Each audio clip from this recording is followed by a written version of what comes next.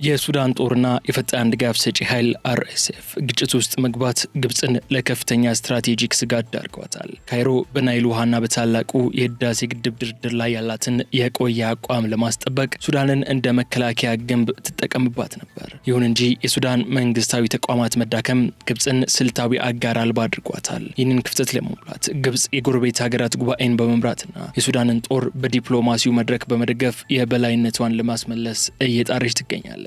በሌላ በኩል ኢትዮጵያ በዚህ ቀውስ ውስጥ ጥንቃቄ የተሞላበት ዝምታን መርጣለች። የሱዳን ጦር ትኩረት ወደ ሀገር ውስጥ መዞሩ በአልፋሽቃ ድንበር ላይ የነበረውን ወታደራዊ ጫና ቀንሶታል። ይህም ኢትዮጵያ በህዳሴ ግድብ ግንባታና ሞላል ላይ ያለ አጋዥም ሆነ ተቃዋሚ በራሷ ውሳኔ እንድትቀጥል ምቹ ሁኔታን ፈጥሮላታል። ሆኖም ግጭቱ በድንበር ንግድ ላይ የፈጠረው መስተጓጎልና የኮንትሮባንድ መስፋፋት በኢትዮጵያ ውስጥ ኢኮኖሚ ላይ የራሱን ጥላ አጥልቷል። እንደ ሳውዲ አረቢያና የተባበሩት አረብ ኤምሬቶች ያሉ የቀጠናው ኃይሎች በሱዳን ጉዳይ ላይ ያላቸው የተቃረነ ፍላጎት የግጭቱን እድሜ በማራዘም ለግብጽ ዲፕሎማሲ አዲስ ፈተና ሆነዋል። ግብጽ በኢኮኖሚ የምትደግፋቸው ከእነዚህ ሀገራት ጋር ላለመጋጨት ስትል በሱዳን ጉዳይ ላይ ያላትን ተጽዕኖ በከፊል እንድታጣም ትገዳለች። በአጠቃላይ የሱዳን ቀውስ የቀጠናውን የኃይል ሚዛን በመቀየር ኢትዮጵያን በናይል ድርድር ላይ የተሻለ እድል ሲሰጣት፣ ግብጽን ደግሞ አዳዲስ የዲፕሎማሲ አማራጮችን እንድትፈልግ እንዳስገደዳት ይነሳል። እኛም ታዲያ በዛሬው የልዩ ጥንቅር ትንታኔያችን አሁናዊውን የቀንዱን የስህበት ማዕከል የሆነውን የሱዳን፣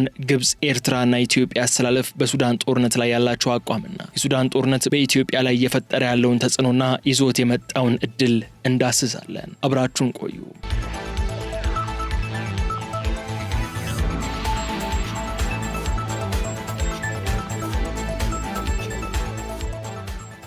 ግብጽ በሱዳን ውስጥ ለሚኖር ወታደራዊ አስተዳደር ያላት ጽኑ ቁርጠኝነት በአባይ ወንዝ ላይ ካላት ጥገኝነትና በደቡባዊ ድንበሯ ላይ የተረጋጋ ኃይል እንዲኖር ከሚገፋፋት ጂኦፖለቲካዊ አስፈላጊነት እየመነጨ ነው። አሁን ባለው የቀጠናው ሁኔታ ሱዳን ግብጽን ከሳህል አካባቢና ከደቡብ ሱዳን እንዲሁም ከሊቢያ ከሚመነጩ ስር የሰደዱ አለመረጋጋቶች የሚከላከል ስትራቴጂካዊ ጋሻ ሆና ታገለግላለች። እንደ አውሮፓውያኑ አቆጣጠር በ2018 የባሽር ዘመን ሲያበቃ ግብጽ የተማከለ አንድነት ወደሚል ፖሊሲ በመሸጋገር ወታደራዊ መዋቅር ብቻ የሱዳንን የተበታተነ የስልጣን ማዕከል እንደሚያጠናክርና የታችኛው ተፋሰስ ሀገራትን ብሔራዊ ጥቅም እንደሚያስጠብቅ ውሳኔ ላይ ደርሳለች። ግብጽ ለምን ወታደራዊ አምሳያ እንዲሰፍን ትፈልጋለች? ወታደራዊ ተቋም ግልጽ የሆነ እዝ ሰንሰለት ያለውና ቁጥጥር የሚደረግበት እርግጠኝነትን ስለሚወክል ግብጻውያን ፖለቲከኞች በዓለም አቀፍ መድረክ ሲደራደሩ እንደ ዋስትና ሊጠቀሙበትም ይችላሉ። በተጨማሪም ግብጽ ወታደራዊ ሱዳን የውጭ ጣልቃ ገብነትን በመቋቋም የአባይ ወይንም ብሉ ናይል ፍሰት እንዳይስተጓጎል ታደርጋለች ብላ ታምናለች። የአባይ ወንዝ ለግብጽ የህልውና ጉዳይ ሲሆን ከኢትዮጵያ ጋር ለምትጋጨው ጥቁር አባይ ብላክ ናይል ዋነኛ የመከራከሪያ ነጥብ ነው። ካይሮ በሱዳን ውስጥ ጠንካራና ወታደራዊ መንግስት እንዲኖር የምትፈልገው በራሷ ምድር ላይ ከሚመጣ ግጭት ይልቅ በሱዳን ግዛት በኩል ተጽዕኖዋን ለማስፋት ነው። ግብጻውያን ፖለቲከኞች ጥቅማቸውን ለማስጠበቅ በካርቱም የሚነሱ ተከታታይ መሪዎችን ለመቆጣጠር አልመዋል። ወታደራዊ ስርዓት ይህንን ሂደት ለማስቀጠል የሚችል መንግስት ነው ተብሎም ይታሰባል። በተቃራኒው ሚሊሻዎች መደበኛ ያልሆኑ ኃይሎች ለኮንትሮባንድ ንግድና ለግብጽ ስጋት ለሚሆኑ ተግባራት እንደ ተጨማሪ አቀጣጣይ ነዳጅ ይቆጠራሉ። ግብጽ ለወታደራዊው የሱዳን መንግስት የምትሰጠው ትኩረት ድንገተኛ ሳይሆን የሱዳን ጦርን እንደ ግብጽ ደቡባዊ ክንፍ የሚመለከት የቆየ ጂኦፖለቲካዊ መርህ ነው። ከ2019 ሽግግር በኋላ ካይሮ ለተቋማዊ መረጋጋት እንጂ ለርዕዮተ ዓለም አስተላለፍ ቅድሚያ አትሰጥም። በአምዶክ የሚመራው የሲቪል ወታደራዊ ጥምረት መንግስት በግብጽ የስለላ ተቋማት ዘንድ እንደ ዲሞክራሲያዊ ለውጥ ሳይሆን እንደ ከፍተኛ የሀገር መፈራረስ ስጋት ተደርጎ ነበር የተወሰደው። ከ1964 እና 1985 የታሪክ ትምህርቶች በመነሳት የአልሲሲ አስተዳደር በሱዳን የሚኖር የሲቪል አገዛዝ ለውጭ ጣልቃ ገብነትና ለውስጣዊ መከፋፈል በር ይከፍታል ብሎ ያምናል። ከጸጥታ አንጻርም ካይሮ የምታምነው እስላማዊ ኃይሎችን በፓርላማ ውስጥ ህጋዊነት ከሚሰጣቸው ይልቅ በወታደራዊ እዝ ስር እንዲታጠሩ ማድረግ ውጤታማ እንደሆነ ነው። በግብጽ ስሌት በወታደራዊ ሰፈር ያለ ታጣቂ በቁጥጥር ስር ያለ ሀብት ሲሆን በህግ አውጪው ምክር ቤት ስር ያለ ታጣቂ ግን የሉዓላዊነት ስጋት ነው። ግብጽ ወታደራዊ የሱዳን መንግስት የውጭ ሀገራት የሚያዘወትሩትን አለመረጋጋት ይገታል ብላም ታምናለች። ይሁን እንጂ በታሪክ ይህ ግንኙነት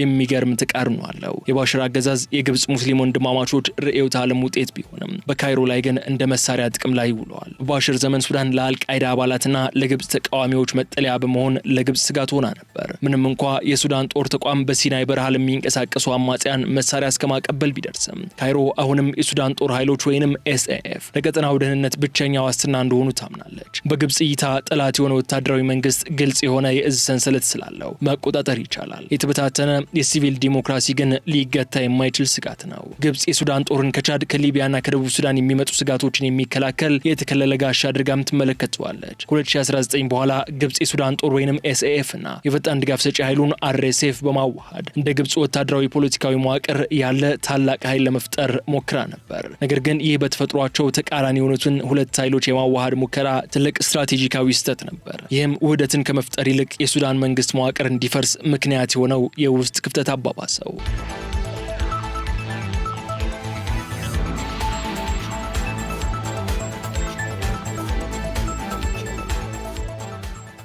በሱዳን የጦር ኃይሎችና በፈጣን ድጋፍ ሰጪ ኃይል መካከል የተቀሰቀሰው ደም አፋሳሽ ግጭት ለግብጽ ብሔራዊ ደህንነትና ለቀጠናዊ መረጋጋት እጅግ አሳሳቢ ሆኖ ቀጥሏል። ካይሮና ካርቱም ያላቸው ጥልቅ ታሪካዊ፣ ጂኦፖለቲካዊና የውሃ ተፋሰስ ትስስር ግብጽ በጉዳዩ ላይ ንቁና ዘርፈ ብዙ ዲፕሎማሲያዊ ስትራቴጂ እንድትከተል አስገድዷታል። ግብጽ ልዩ ልዩ ዓለም አቀፍ የሰላም ጥረቶች በተበታተነ መልኩ በሚንቀሳቀሱበት ወቅት የሱዳን ጎረቤት ሀገራት መሪዎችን በካይሮ በማሰባሰብ ቀዳሚነቱን ወስዳለች። ይህ ተነሳሽነት በዋናነት በሱዳን ጉዳይ ላይ ቀጥተኛ ተጽዕኖ ያላቸው ጎረቤቶች ለችግሩ ዘላቂ መፍትሄ በማምጣት ረገድ የተሻለ ሚና አላቸው በሚል እምነት ላይ የተመሰረተ ነው። የዚህ ዲፕሎማሲያዊ ጉዞ ዋና ዓላማ የሱዳን መንግስታዊ ተቋማት እንዳይፈራርሱ ማድረግና የውጭ ኃይሎች ጣልቃ ገብነትን በመከላከል ቀውሱ ወደ ጎረቤት ሀገራት እንዳይባባስ መገደብ ነው። የግብጽ ዲፕሎማሲያዊ አቋም የሱዳን የጦር ኃይሎችን ኤስኤኤፍ እንደ ብቸኛ ህጋዊ የመንግስት ተቋም የመመልከት ዝንባሌ ነው። ካይሮ ጠንካራ ማዕከላዊ ወታደራዊ ተቋም መኖሩ ሱዳን ወደ ሰባራ መንግስትነት ወይንም ፌልድ ስቴት እንዳትቀየር የሚከላከል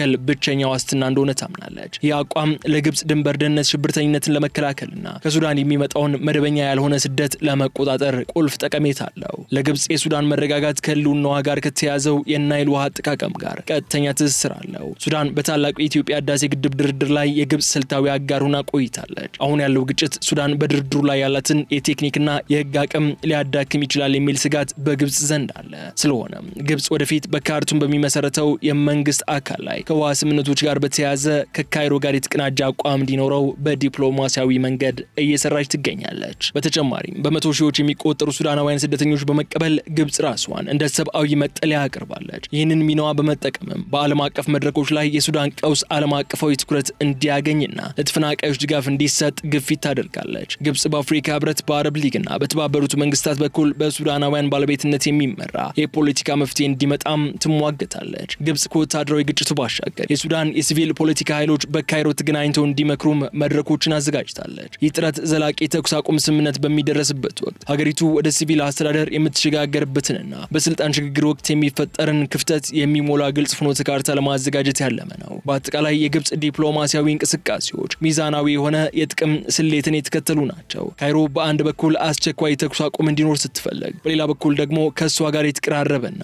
ለደህንነቷ ዋስትና የሚሆን አስተዳደር በካርቱም እንዲኖር ትሰራለች። ይህም ግብጽ በናይል ተፋሰስና በአፍሪካ ቀንድ ያላትን የማይተካ ሚና ለማስከበር የምታደርገው ጥረት አካል ነው።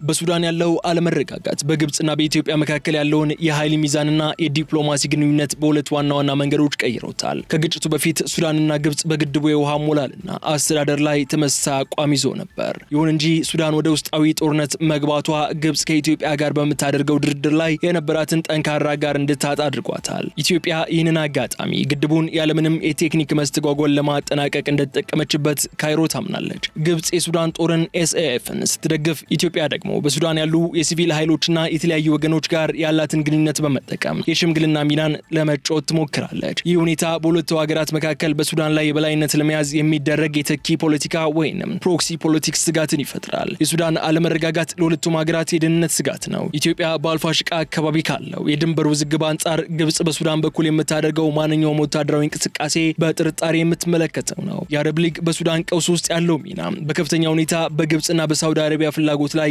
የተመሰረተ ነው። አረብ ሊግ በግብጽ ግፊት የሱዳን መንግስታዊ ተቋማት በተለይም በጦር ሰራዊቱ መዳከም የለባቸውም የሚሉ ጽኑ አቋም አለው። ይህም የፈጣን ድጋፍ ሰጪ ኃይል ወይንም RSF እንደ ህጋዊ አካል እንዳይታወቅ ዲፕሎማሲያዊ ጫና ለማሳደር ረድቷል። አረብ ሊግ ከሳውዲ አረቢያና ከአሜሪካ ጋር በመተባበር በጅዳ የሚካሄደውን የሰላም ንግግር ይደግፋል። ግብጽ በዚህ መድረክ ውስጥ የአረብ ሊግን ድምጽ በመጠቀም የሱዳን ጉዳይ ከአረብ ሀገራት ደህንነት ጋር የተያያዘ መሆኑን ታሳስባለች። አረብ ሊግና ግብጽ የሱዳን ጉዳይ በዓለም አቀፍ ደረጃ ትኩረት እንዳያጣ እንዲሁም በአፍሪካ ህብረት በኩል የሚደረጉ ጥረቶች ከአረብ ሀገራት ጥቅም ጋር እንዲጣጣሙ ለማድረግም ይሰራሉ። በአጠቃላይ የሱዳን ጦርነት ግብጽን ለከፍተኛ ስትራቴጂክ ኪሳራ ዳርጓታል። የኢትዮጵያ በግድቡ ጉዳይ ላይ ያላትን የበላይነት እየጨመረ መምጣቱና የሱዳን ድክመት ግብጽ በአረብ ሊግ በኩል ያላትን ዲፕሎማሲያዊ ጡንቻ እንድትጠቀምም እንድትገደድ አድርጓታል። በሱዳን ግጭት ዙሪያ የሳውዲ አረቢያና የተባበሩት አረብ ኤምሬትስ UAE ያላቸው ሚና ለግብጽ ዲፕሎማሲ ትልቅ ፈተና ሆኖባታል። ሁለቱም ሀገራት የግብጽ የቅርብ ኢኮኖሚ አጋሮች በመሆናቸው በሱዳን ጉዳይ ላይ የተለያየ ፍላጎት ማንጸባረቃቸው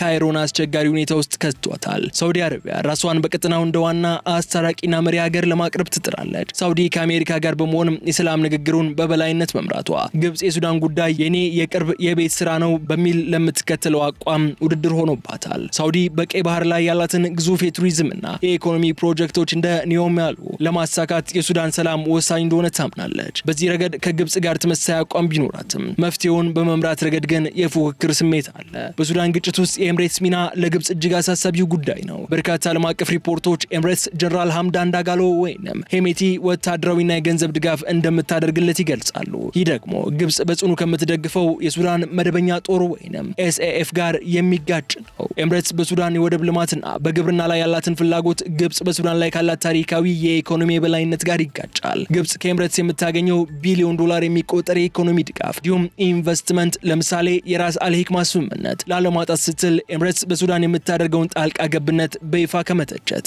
ትቆጠባለች። ይህ ሁኔታ የግብጽን የሱዳን ፖሊሲ እጅና እግር እንደማሰር ይቆጠራል። በሱዳን ያለው ግጭት መቀጠል በታላቁ የኢትዮጵያ ህዳሴ ግድብ ድርድርና በናይል ተፋሰስ ጂኦፖለቲካ ላይ ሊያመጣ የሚችላቸውም ሶስት ዋና ዋና ክስተቶች ወይንም ሴናሪዎች እንዳሉም መመልከት ይቻላል። የመጀመሪያው ክስተት ወይም ሴናሪዮ የኢትዮጵያ ነጠላ ውሳኔ የበላይነት ነው። ይህ በአሁኑ ወቅት በስፋት እየታየ ያለው ሁኔታ ሲሆን የሱዳን መዳከም ለኢትዮጵያ በርካታ ድሎችን ይዞ ይመጣል ተብሎም ይታሰባል። በተለይም ከዚህ ቀደም ግብጽና ሱዳን በግድቡ የውሃ ሞላል ላይ የጋራ ቴክኒክ ኮሚቴና የህግ አቋም ነበራቸው። አሁን ግን ሱዳን በጦርነት መታመሷ ይህንን ጥምረት አዳክሞታል። ኢትዮጵያ ሱዳን ውስጥ የሚደራደር ወጥ የሆነ መንግስት በሌለበት ሁኔታ ድርድር መቀጠል እንደማይቻል በመግለጽ የቴክኒክ ስራዎቿን ማለትም አምስተኛና ስድስተኛ ሙሌቶችን ያለ ጫና ለማከናወን ትችላለች። ሁለተኛው ክስተት የግብጽ ብቸኛ ተደራዳሪነትና ዲፕሎማሲያዊ መገለል ነው። ሱዳን እንደ ሀገር መዳከሟ ግብጽን ለከፋ አጣብቂኝ ይዳርጋታል። ግብጽ የናይል ውሃ ስምምነቶችን ለማስከበር ሱዳን እንደ ቋጥኝ ትጠቀማት ነበር። ሱዳን ከሌለች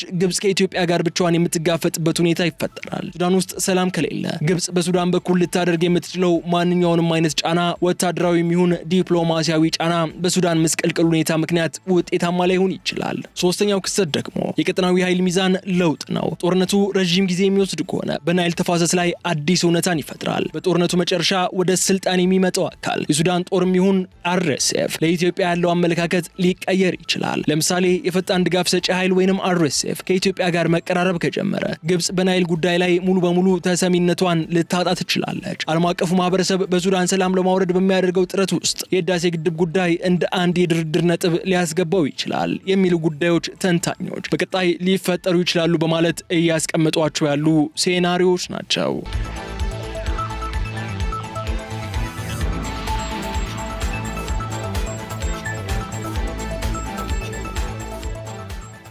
በሱዳን ያለው ግጭት በኢትዮጵያና በሱዳን ድንበር በተለይም በአልፋሽቃ አካባቢ ላይ የሚፈጥረው አዲስ ወታደራዊና ፖለቲካዊ ሁኔታ እጅግ ውስብስብ ነው። የአካባቢ ለዓመታት የሁለቱ ሀገራት የውጥረት ምንጭ ሆኖ የቆየ ቢሆንም አሁን ያለው የሱዳን የእርስ በርስ ጦርነት የሁኔታውን መልክ ቀይሮታል። ከ2020 ጀምሮ የሱዳን ጦር ወይንም SAF አልፋሽቃን መልሶ ተቆጣጥሮ የነበረ ቢሆንም አሁን ከፈጣን ድጋፍ ሰጪ ኃይል ወይንም RSF ጋር በዳርፉርና በሌሎች አካባቢዎች እያደረገው ያለውን ጦርነት ወታደራዊ አቅሙን አዳክሞታል። ኢትዮጵያ በሱዳን ጦርነት ውስጥ እጇ ከማስገባት ይልቅ ድንበሯን በማስከበር ላይም ትኩረት አድርጋለች። ይሁን እንጂ የሱዳን ጦር ትኩረቱ ወደ መሃል ሀገር መዞሩ ኢትዮጵያ በአካባቢው ያላትን ተጽዕኖ ያለ ጦርነት እንድታጠናክር እድል ሰጥቷታል። በድንበር አካባቢ የሚንቀሳቀሱ የአካባቢው ታጣቂዎች ወይንም ሚሊሻዎች በሱዳን በኩል ያለውን ክፍተት ተጠቅመው ወደ እርሻ መሬቶቻቸው የመመለስ ዝንባሌ ሊያሳዩም ይችላሉ። ይህም ትናንሽ ግጭቶችን ሊቀሰቅስ ይችላል። በሌላ በኩል የጀነራል ሄሜቲ ኃይል ወይንም አርኤስኤፍ ወደ ገዳሪፍና ካሰላ እየተቃረበ የመጣ ከሆነ ለኢትዮጵያ አዲስ ፈተና ይዞ ይመጣል። ጦርነቱ ወደ ምስራቅ ሱዳን ሲጠቃም በሺዎች የሚቆጠሩ ስደተኞች ወደ ኢትዮጵያ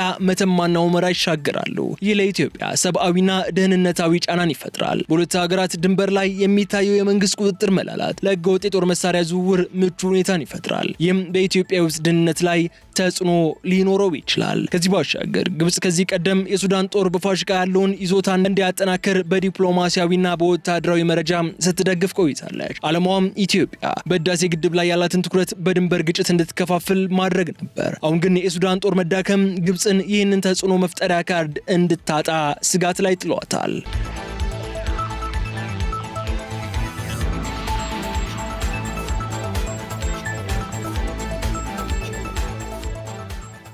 በአልፋሽቃ ያለው ሁኔታ አሁን ላይ የቆመ ውጥረት ወይንም ፍሮዝን ኮንፍሊክት ቢመስልም የሱዳን ጦርነት ውጤት ግን የአካባቢው የወደፊት የትብብር ወይስ የዳግም ግጭት ቀጠና እንደሚሆን የሚወስን ይሆናል። በቅርብ ወራት በተለይም እንደ አውሮፓውያን አቆጣጠር በ2025 አጋማሽ የተካሄዱ የዲፕሎማሲያዊ ንግግሮች በሱዳን ጦርነትና በአልፋሽቃ ጉዳይ ላይ ያሳዩዋቸው ዋና ዋና ውጤቶች ብንመለከት በቅድሚያም የካይሮና የካርቱም ስምምነት የሰኔ 2025 ስብሰባ እናገኛለን። በቅርቡ የሱዳን ጦር መሪ ጀነራል አልቡርሃን በካይሮ ባደረጉት ጉብኝት ግብጽ ለሱዳን ጦር ያላትን ፍጹም ድጋፍ በድጋሚ አረጋግጠዋል። ግብጽ የሱዳን ጦር በቴክኖሎጂና በመረጃ ወይንም ኢንተለጀንስ ለማገዝም ተስማምታለች። ይህ ደግሞ በምስራቅ ሱዳን ያለውን የጦር ሰራዊት አቋም ለማጠናከር ያለመ ሲሆን ይህ የግብጽና የሱዳን ወታደራዊ ትብብር በኢትዮጵያ በኩል እንደ ከበባ ተደርጎ ስለሚታይ በድንበር አካባቢ ያለው ወታደራዊ ንቃት እንዲጨምር ያደርገዋል። ኢትዮጵያ በቅርቡ በአፍሪካ ህብረት በኩል ባደረገችው ጥረት የሱዳን ግጭት በጎረቤት ሀገራት ጣልቃ ገብነት ሳይሆን በሱዳናውያን ውይይት ብቻ እንዲፈታ ግፊት ያደረገች ነው። ኢትዮጵያም ከሁለቱም ወገኖች ማለትም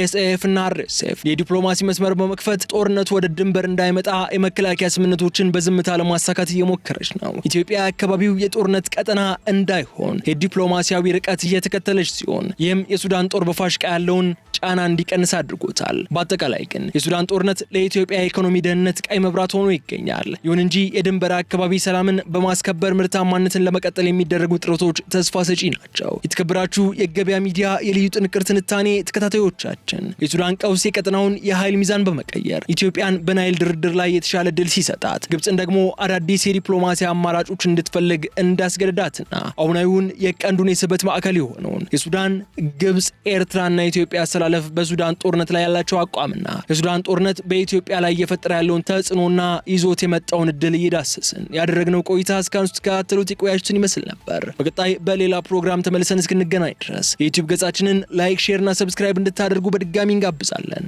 ሰላም።